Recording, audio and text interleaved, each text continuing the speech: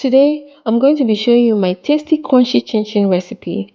Chinchin is a deep frying snack that is enjoyed by most people. So to begin with, I've got my 2 cups of sift flour, and to it I'll be adding 1 cup of sugar, 1 tablespoon of baking powder. I'll also sift this. But you can skip the baking powder if you want a harder chinchin.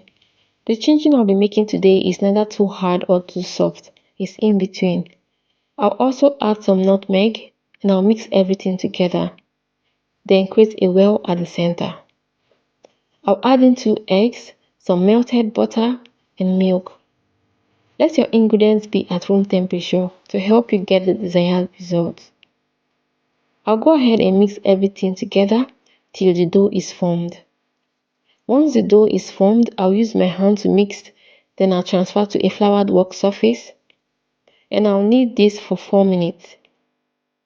Then I'll roll the dough till it's thin, because the chinchin will double in size once you fry it.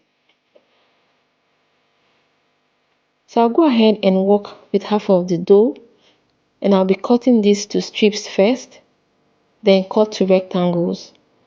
You can cut yours to any desired shape of your choice. And I'm done cutting. So I'll go ahead and fry in a preheated oil of about 350 degrees.